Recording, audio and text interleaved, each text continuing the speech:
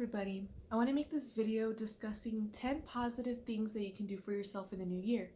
This isn't going to necessarily be like a tangible sort of goal set in mind, but a little bit more of an inner world goal and intention that you can start tracking progress with throughout the new year and not necessarily force yourself to do, but make it a little bit of an everyday ritual or just do everyday things to get yourself to that point. I think these will be curated and be accommodable to anybody watching this because these all are implemented to help you grow throughout the year.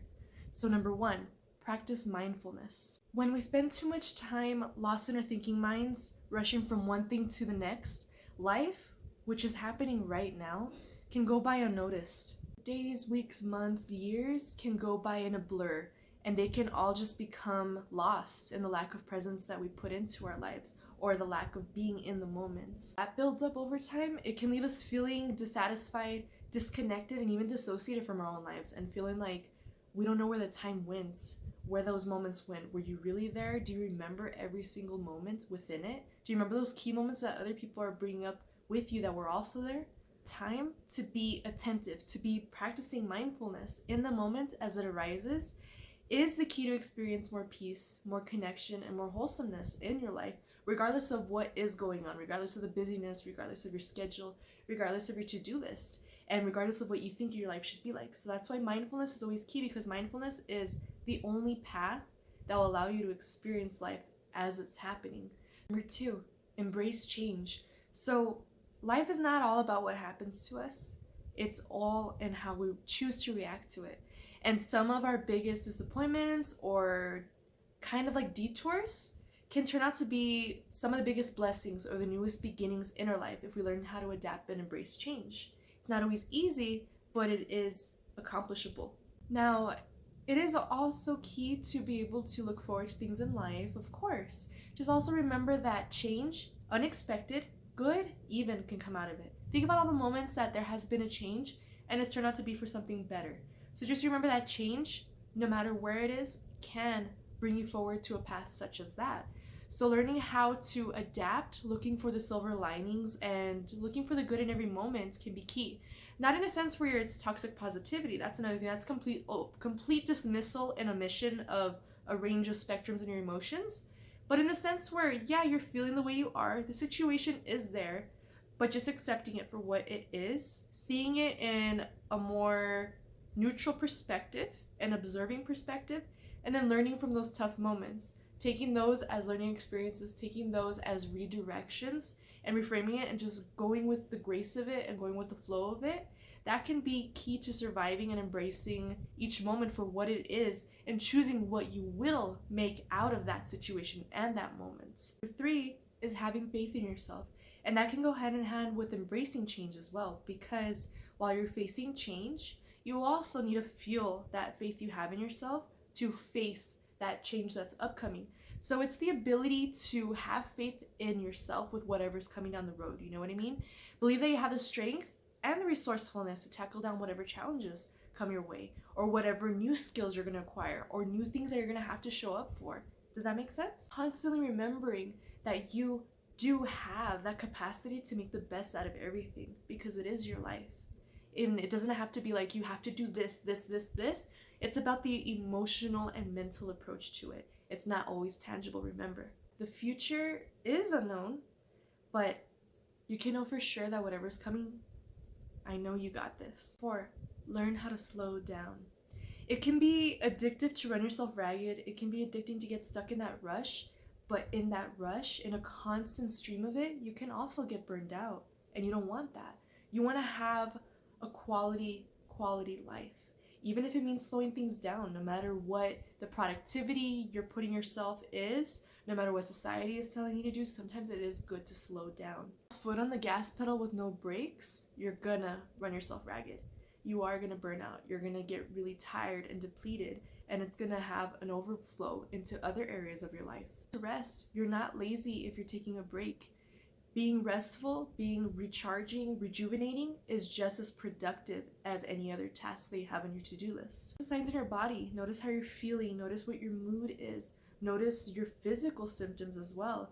It's your body's way of telling you that you're running at full speed for a very long time.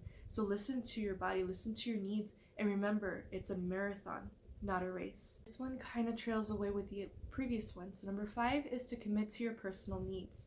So for many of us, our needs are not even on the radar, right?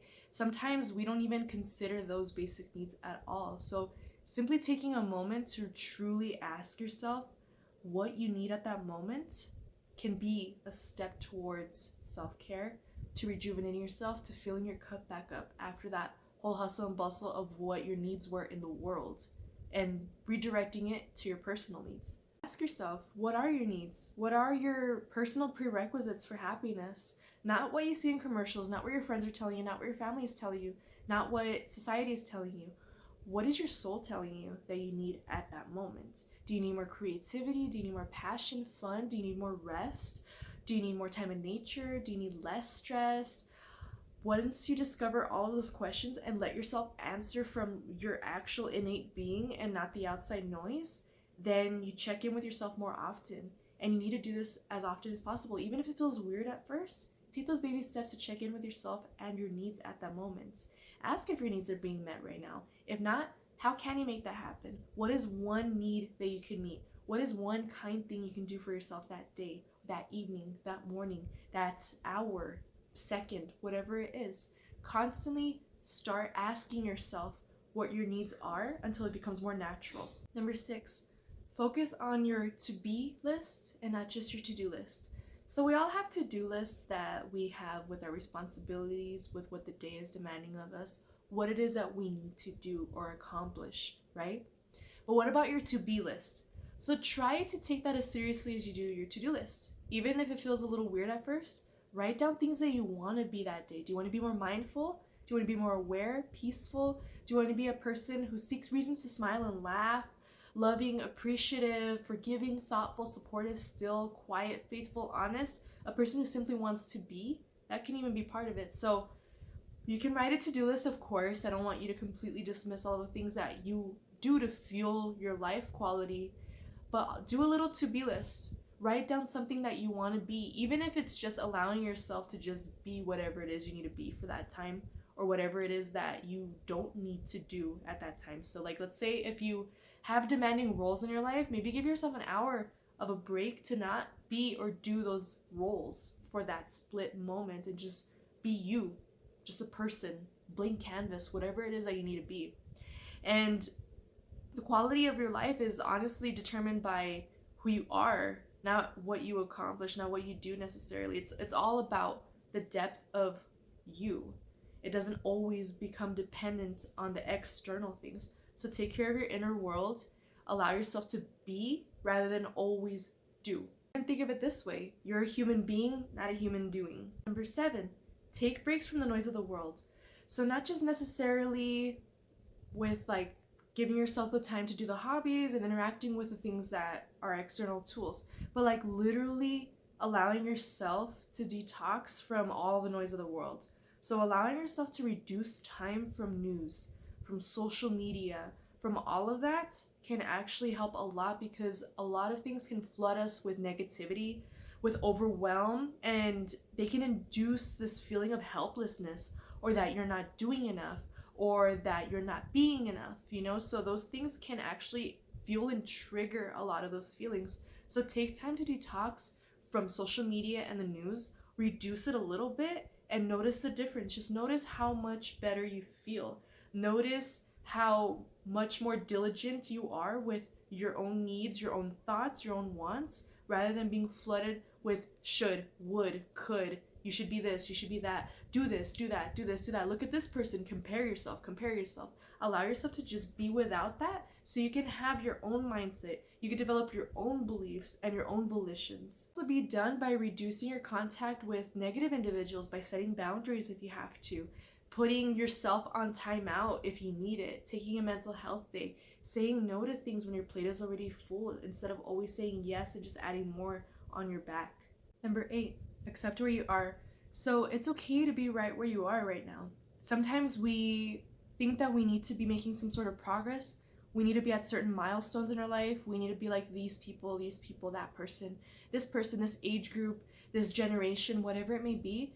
But accept where you are right now. You don't always have to be in a box. The truth is, we need times to allow ourselves to go at our own pace, to experiment with parts of our lives, to have fun exploring what it is you want to do, who it is you want to be, what your values are, because honestly, it's always going to be ever changing. You're going to keep changing. You're going to keep evolving. So what you may have wanted before may not be something that you want now. What your beliefs may have been before may not be beliefs that you have now. So just with that realization and realizing how much you have changed from the past self to your present self, just remember that you don't have to check all these boxes, have all of these things, be like this by this age, be like this person at this age, be like this celebrity, be like whatever it is.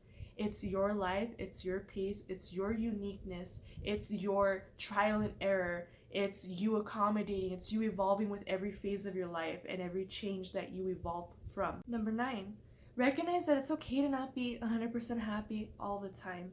So while we do want to feel our best, we do want to look at the sunny side of things, we want to always shift to a more positive spectrum than negative, also making room for the not so good times, making room for the not so good moods or feelings is also very loving too, because the more you fight them, the stronger they come back.